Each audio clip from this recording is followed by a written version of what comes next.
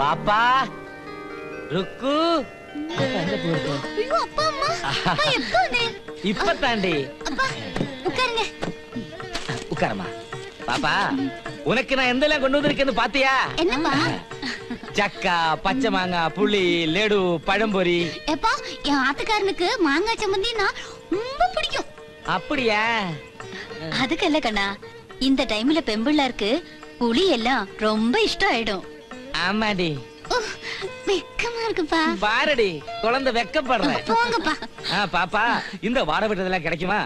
ஓ நாத்துக்காரன் கிட்ட நான் 1000 தடவை சொல்லிருக்கேன். ഈ കമ്പനി ഒന്നും വേണ്ട, இந்த சிட்டியில கிளம்பி நம்ம ஊருக்கு போகலாம். அதெல்லாம் வேண்டாப்பா, அதெல்லாம் அவரோட இஷ்டம். சாந்தா இதெல்லாம் எடுத்து உள்ள வை. சரி. வெயிட். பாப்பா இந்த பொண்ணு இங்க தானா தங்க இருக்க? இல்லப்பா, காலையில வந்து ஆயந்திரம் போயிடுவா. காலையில எத்தனை மணிக்கு? ஒரு 7:30 மணிக்கு. 7:30 மணிக்கு இங்க வருவாரா? ஏப்பா ஒரே கன்ஃபியூஷனா இருக்கீங்க? இல்ல ருக்குமணி, ஏன் மருமகனுக்கு வேற பெம்பளர மூஞ்சி பாக்குறது பிடிக்காதுன்னு எனக்கு முன்னாடி தெரியும்.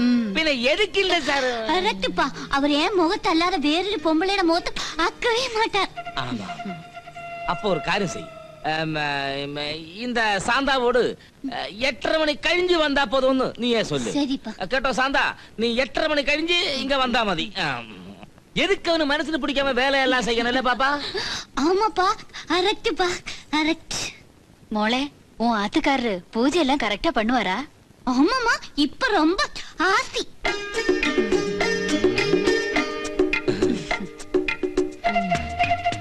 ஆமாமா, காலையில இருந்து குளிச்ச பூஜை முடிச்ச ஆபீஸுக்கு போனா அங்கேயும் அவர் பூஜை முடிச்சிட்டு தாப்பா வேலையே ஆரம்பிப்பா. பாத்தியாப்பா, மணி 10 ஆச்சு. இப்ப அவர் குருவாயூரப்பன் படத்துக்கு முன்னாடி உட்கார்ந்து அப்படியே போய் கும்பிட்டுட்டே இருப்பார். வா சாமி. Yes. I glad to inform you that my reputed advertising firm excuse me Rina, ഞാൻ എവിടെ നിർത്തി? Sorry. Advertising firm. Yes. Advertisers would like to take an ad film for your esteemed concern, Mrs. Jayalakshmi Jewellers. Details below. Sir, എന്താണോ ഇവിടെ കാര്യം പറഞ്ഞു കൊടുക്കുന്ന കണ്ടില്ലേ? തനിക്കിപ്പോ എന്താ വേണ്ടേ? സെറ്റ് റെഡിയായെന്ന്. ഇവിടെ ഒരു സെറ്റപ്പ് നടത്തിക്കൊണ്ടിരിക്കുമ്പോ അയാളുടെ ഒരു എടോ അതിങ്ങ് വന്ന് പറഞ്ഞാ പോരെ? റെഡി, അങ്ങോട്ട് ചെല്ല്, ഞാൻ വന്നോളാം. അപ്പോ കോമൺ സെൻസ് ഇല്ലാത്ത വൃത്തിയിട്ടവൻ. ഡീറ്റെയിൽസ് ബിലോ ഒന്നുമില്ല. Sorry, details below. അല്ലെ പിന്നെ വല്ലേ, ഒന്ന് കൈ അങ്ങോട്ട് ഉയർത്തു, വാച്ചാണ്. അപ്പൊക്കിക്കോളൂ. അങ്ങനെ ഇഷ്ടായി, എനിക്കിഷ്ടായി. അല്ല, എനിക്കിഷ്ടം ക്ലാസിക് വാച്ചുകളാ. ഒന്ന് പറഞ്ഞേ. എനിക്കിഷ്ടം ക്ലാസിക് വാച്ചുകളാണ്. അങ്ങനെ എനിക്കിഷ്ടം പറയുമ്പോ എന്നെ നോക്കിക്കോളൂ. അങ്ങനെ പറഞ്ഞു. എനിക്കിഷ്ടം ക്ലാസിക് വാച്ചുകളാണ്. അങ്ങനെ കൈ ഒന്ന് പകരുത്, ഈ ഫേസ് ഇങ്ങനെ ഒന്ന് മാറി നിൽക്കാൻ ഞാൻ എങ്ങനെ എടുക്കുന്നത്? എനിക്കിഷ്ടം പറയുമ്പോ എത്ര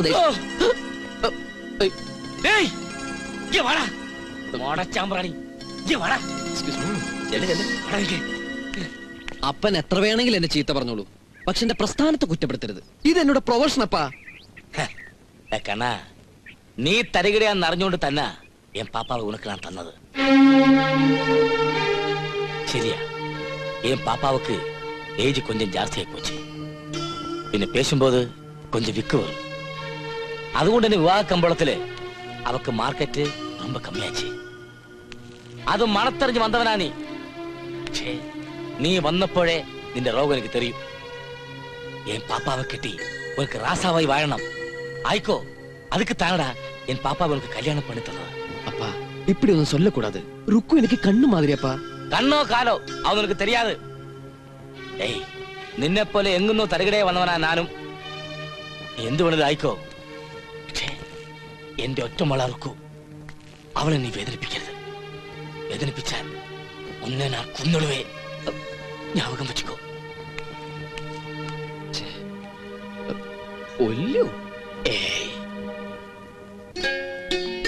അറിയാം എന്തിനാണ് ഇങ്ങനെ ഒരുങ്ങി പോകുന്നെന്ന്. ഇല്ലാത്ത രോഗവും പറഞ്ഞ് ഡോക്ടറോട് സൊറ പറഞ്ഞിരിക്കാൻ വലിയ വീടുകളിൽ ഒരുപാട് സുന്ദരിമാര് വരുമല്ലോ. ഡോക്ടറാണെങ്കിലോ എന്തിനും റെഡി. You are right. എന്തായാലും എന്റെ ശ്രീമതിക്ക് ബുദ്ധിയുണ്ട്. ഒന്ന് ചോദിച്ചോട്ടെ, ഇന്ന് ഇതേവരെ ഏതെങ്കിലും ഒരു ശ്രീമതി നിന്റെ ശ്രീമാനെ തിരക്കോടെ വന്നിട്ടുണ്ടോ? അതാണ് ഡോക്ടർ പ്രസാദിന്റെ quality. Dispensary, home is home. ആരാ നോട്ടെ. Good morning doctor. Good morning. ആ ഇവരെന്റെ ഫ്രണ്ട്സാ, നാൻസി ആലീസും. ഞാൻ പറയാറില്ലേ? ഹലോ. അല്ല, അകത്തേക്ക് കയറി ഇരിക്കാൻ പോലും പറയുന്നില്ല. സോറി. ഇരിക്കൂ.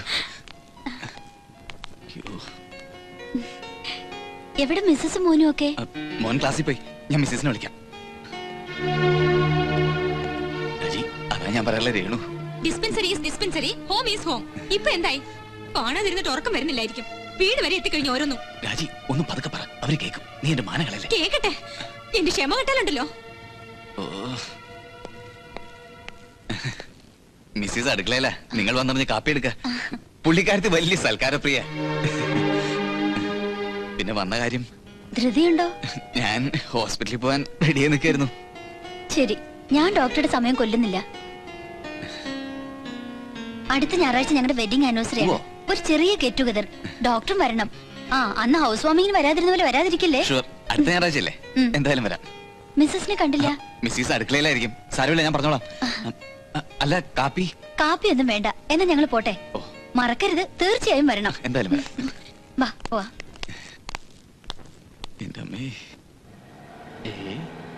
ഇന്നത്തെ കണി കൊള്ളാം. ഒരു ഉഗ്രം പീസ് ഒന്ന് വളച്ച് നോക്കിയാലോ.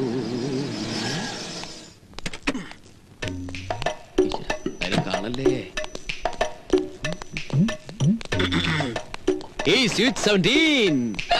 ആരാണ് നീ? എന്താണ് നിന്റെ പേര്? പ്രേമൻ. നിന്റെ പേര് പോലെ തന്നെ നിന്റെ തൊഴിലും പ്രേമം. സോറി, ഞാൻ പ്രതീക്ഷിച്ച ആള് നിങ്ങളല്ല. പക്ഷേ എനിക്കൊട്ടും തെറ്റിയിട്ടില്ല. ഞാൻ പ്രതീക്ഷിച്ച ആള് നീ തന്നെ. I want A lift. Sorry ട്ടോ, എനിക്ക് നോർത്തിലേക്ക് പോണ്ടത്. എന്തൊരു പൊരുത്ത എന്റെ മനസ്സ് നിന്റെ മനസ്സ്.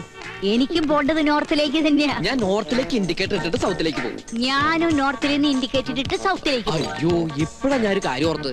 ഈസ്റ്റിൽ ചെന്ന ഒരാളെ കണ്ടിട്ട് വേണം നോർത്തിൽ പോയിട്ട് പിന്നെ സൗത്തിൽ പോവാൻ. ഞാനും അങ്ങനെ തന്നെയാ. ഈസ്റ്റിൽ പോയി ഒരാളെ കണ്ടിട്ട് വേണം നോർത്തിൽ പോയി സൗത്തിൽ പോവാൻ. ഈ പ്രായത്തിൽ ഇങ്ങനെ യാത്ര ഇപ്പഴാ ഓർത്തത്. ഞാൻ ഇന്ന് ഫ്രീ. നമുക്കിന്ന് എൻജോയ് ചെയ്യണം. ആരെങ്കിലും കണ്ട വളരെ ബോറാട്ടോ.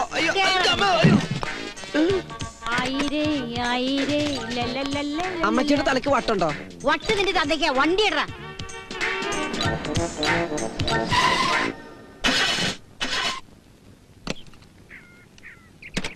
ഇങ്ങനെ വരാൻ വഴിയില്ലാത്താണല്ലോ. എന്താ ഈ സാധനത്തിന് എവിടെ കൊണ്ടേ കളയണ്ടേ ഈശ്വര. ഇവിടെ കോർപ്പറേഷന്റെ കുപ്പത്തൊട്ടിയോ ശ്മശാനോ വല്ല കണ്ടിരുന്നെങ്കിൽ. എന്താണ്ട് അതിന്റെ എഞ്ചിൻ കാണുന്നില്ലേ? എഞ്ചിനുണ്ട്, പക്ഷെ ചെറിയൊരു പ്രശ്നം. പറഞ്ഞ മനസ്സിലാവില്ല. ഓ, ഇതിന്റെ കാൽക്കുലേറ്ററിൽ വെള്ളമില്ലായിരിക്കും. കാൽക്കുലേറ്റർ അല്ല, റേഡിയേറ്റർ. റേഡിയോട്ടിലായാലും ടി വിയിലായാലും നീ വേഗം ശരിയാക്ക്. നമുക്കിന്ന് എൻജോയ് ചെയ്യണ്ടേ? പിന്നെ എൻജോയ് ചെയ്യാം. പക്ഷേ ഈ പ്രശ്നമുണ്ടല്ലോ, വണ്ടി സ്റ്റാർട്ട് ആവണില്ല. തള്ളാനാണെങ്കി ആരും കാണുന്നില്ല.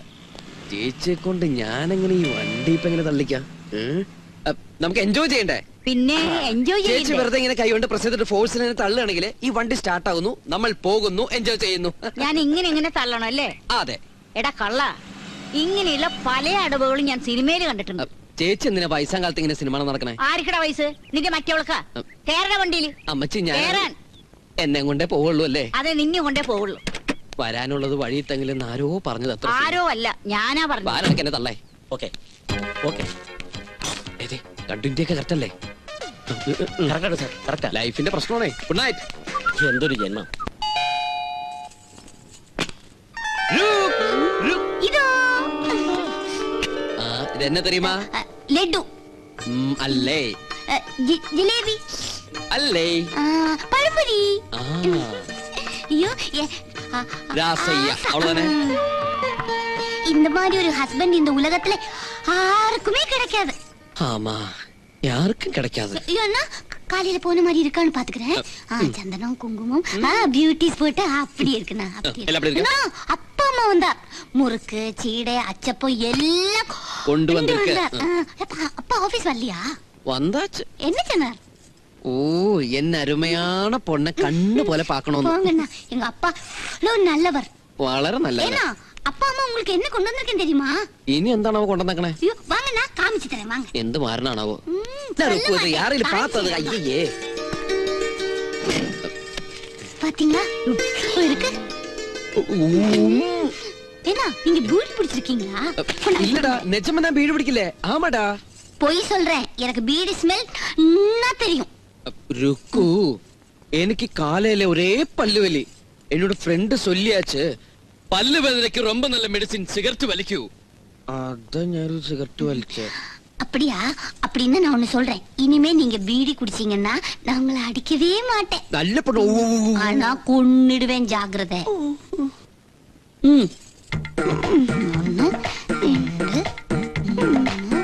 1999, 2000, 2001, 2002. മതിയാ, ഇനി എനിക്ക് എണ്ണ അറിഞ്ഞൂടാ. ഇനി സംഖ്യയില്ല. ഓ, ഇനി വേറെന്ത് ചെയ്യണം? ഇനി ഒന്നും ചെയ്യണ്ട, ഞാൻ പറഞ്ഞത് സമ്മതിച്ചു എന്ന് പറഞ്ഞാ മതി. ഓ, സമ്മതിച്ചു. നിനക്ക് അങ്ങനെ ഒരു ആഗ്രഹം ഉണ്ടെങ്കിൽ ഇനിയിപ്പൊ ഞാനായിട്ട് അതിനെതിരെ നിൽക്കുന്നില്ല. എന്നാലും അതിൽ അധിക ചെലവല്ലേ രേണു? ചെലവ് ചെയ്യാതെ ജീവിക്കാൻ പറ്റുമോ അപ്പേട്ടാ? പക്ഷെ ഇത് ജീവിത ചെലവല്ലല്ലോ, ജീവിത പ്രകടന ചെലവല്ലേ? കൊറേയൊക്കെ പ്രകടിപ്പിക്കണം, എന്നാലേ സൊസൈറ്റി നമുക്കൊരു സ്റ്റാറ്റസ് ഉണ്ടാവും. സ്റ്റാറ്റസ്? നീ പറയുന്ന ഈ സ്റ്റാറ്റസും സൊസൈറ്റിയും ഒന്നും ഇഷ്ടമില്ലാത്ത ഒരാളാണ് ഞാനെന്ന് ഇത്രയും നാൾ എന്റെ കൂടെ കഴിഞ്ഞിട്ടും നിനക്ക് മനസ്സിലായില്ലേ? ഒരു 2ാം വിവാഹ വാർഷികാഘോഷം, വേറെ പണിയില്ല. അല്ലാതെ ആഘോഷിക്കാൻ ഇവിടെ കുട്ടികളൊന്നും ഇല്ലല്ലോ. കുട്ടികളൊന്നും ഇപ്പൊ ഇവിടെ വേണ്ട. ആവശ്യമുള്ളപ്പോ നമുക്ക് അതിനെ കുറിച്ച് ആലോചിക്കാം. നിന്റെ ഇഷ്ടം പോലെ ആയിക്കോ, വാർഷികോ ആഘോഷോ.